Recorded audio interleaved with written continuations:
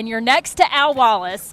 And Mike, I'm sure Al wants to talk about hitting these guys in red because I'm sure he cannot stand the Atlanta Falcons, right? Yeah, you can feel the pent-up rage here, Carl. I can see it in you because, as you just said, they're playing the Falcons. This is a team that, in these parts, probably the most hated team in the area. Absolutely. A little history. My first NFL sack came against Chris Chandler of the Atlanta Falcons. So playing in the division, you understand that rivalry, how much it means, all those years chasing Michael Vick. Now for the Carolina Panthers to travel down there and have the opportunity to disrupt their season feels good to me. So I'm going to be rooting for my hometown Panthers here to get it done on the road. Look at the rage there. Some fire. Well, winning today, it's not going to be easy. Injuries have decimated the Panthers' offensive line, and it showed last week. However, we also saw against the Bucs was continued stellar play from Bryce Young. Against Tampa, Young was pressured on 68% of his dropbacks.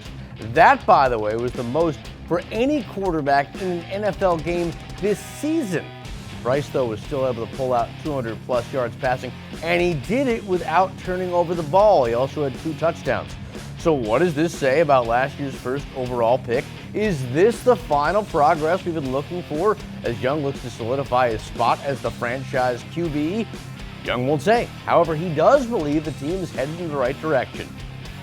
For me, it's just been a lot of moments, a lot of things. Love the confidence. Looking for another reason to upset the doubters? Well, Bryce going to have it today.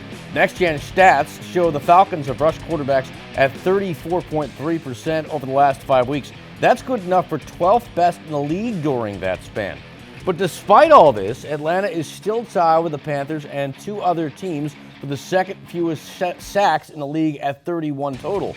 Now, Bryce is no stranger to getting hit of late with a makeshift offensive line. He's taken 16 sacks in the last 5 weeks. Al, how do you think he fares today? I think they have to protect him, and they've done a really good job of making sure that they rebuilt that offensive line and that Bryce Young feels absolutely comfortable in the pocket, and it's paid off in his performance down the stretch here. Well, he's going to have to get his passes away quick. And speaking of passes, we're going to pass it back to Gabe and Carla back in Atlanta. Get ready to catch it. Thanks so much, guys. Yeah, and of course, Bryce's performance is going to... Something to keep an eye on today as Carolina takes on Atlanta in the last game of the year. According to Sport Track, Jadeveon Clowney needs 3.5 sacks to trigger a $500,000 bonus in his contract. Against a rookie quarterback, it is possible, but it'll be tough considering how mobile Michael Penix Jr. can be. We'll see if Clowney can do it. Kickoff is just after 1 today. Around the league now, Riverboat Ron could be on his way back to the sidelines. Ron Rivera is expected to interview for the New York Jets head coaching vacancy. The former Panthers and Commanders bench boss has 13 years experience as a head coach in the NFL, including 9 with Carolina. If you recall, he led the Panthers to a Super Bowl appearance back in 2015. The 62-year-old Rivera was fired after last season by the Commanders. Interesting to note, former Jets head coach Rex Ryan is expected to interview for the position as well. Meanwhile, we got to offer a heartfelt congratulations to Panthers offensive guard Robert Hunt. Earlier this week, the local Charlotte media presented Hunt with the 2024 Tom Berry Good Guy Award. It's an honor that goes to the Panthers player who is most helpful to the local media. Believe it or not, this is an award Hunt really wanted. He's been up for it before in Miami and didn't get it. Now, I can tell you firsthand, there's no better choice this year than the man that calls himself Big Bobby. I always want one of these too. So now I can put this in my new crib. He was always a joy to talk to. Now, Robert is also making history today for the Panthers. He'll be the first person in franchise history to wear a Guardian cap during the game. He says he wanted to try it and felt ultimately this was the week to do it. If he likes it, he'll keep wearing it for all of next season. When we asked him if there's any reason to wear the extra pad on his helmet, Rob said no, he's healthy.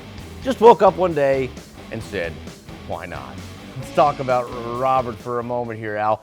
Carolina paid him big dollars in the offseason. How do you think they've done on the return? Fantastic. Best decision of the season. This offensive line really needed the help, and Robert Hunt brought that in a major way, not only as a pass protector for Bryce Young and Andy Dalton, but the way he blocks in the run game is an absolute nightmare. So you see that in the form of Chuba Hubbard getting a big payday, the rushing yards they are able to accumulate, and man, just a good personality, a good locker room, a dog like Dan Morgan said he would bring in. You sort of alluded to it there, but how do you think his play and what he was able to do helped Bryce become a better player?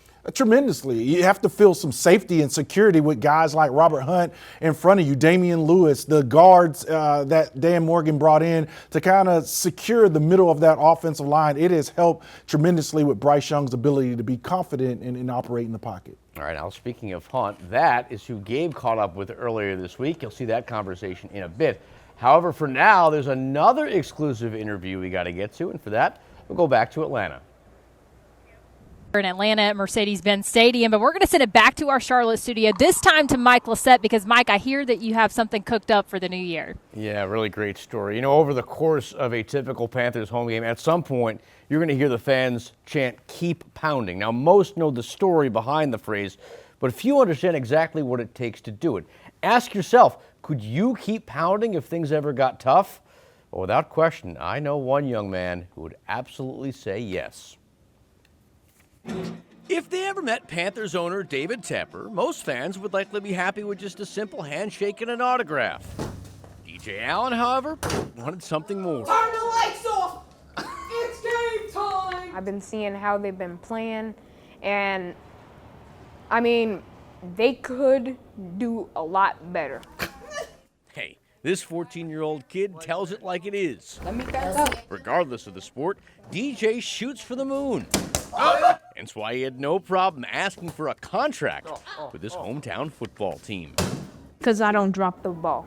All kidding aside, Carolina could use a guy like DJ. Sure, he's a bit undersized for an NFL player, but if there ever was someone who epitomizes what it is to be a Panther in the spirit of keep pounding, it's him. Even if up until this interview, DJ didn't have the slightest idea of who Sam Mills was, the man behind that famous motto. He was fighting his fight and going through his journey. Oh, that's cool. What isn't cool, though, is the ongoing battle that DJ's facing. Since he started experiencing pain in his foot over a year ago, he's become a regular at Levine Children's Hospital. We got this diagnosis of rhabdomyosarcoma. Very few children get it, and when they do, the prognosis is not good. But much like the late Mills did as he faced cancer, DJ is continuing his fight, wowing his doctors with his personality in the process. I think for DJ, you know, we ask a lot of him, and as I said before, he really has overcome a lot. So this past fall, they, along with the Panthers, decided to give him a weekend he'd never forget. Oh my goodness, look at this. We got to go to Denver. We had some of the legends from the Panthers come. It was such an amazing experience for him. Well, he didn't end up with a contract from Tepper. DJ still came home happy. Knowing that I got the opportunity to be with them. He'll keep pounding so that one day he can inspire others, the same way Mills now inspires him. I don't have to worry about so many bad things that happen. And that's a mantra. You just got to keep going and not worrying about the bad and start thinking on the positive. Any Panther, past or present, can understand. Awesome kid. We got more BBKL coming up.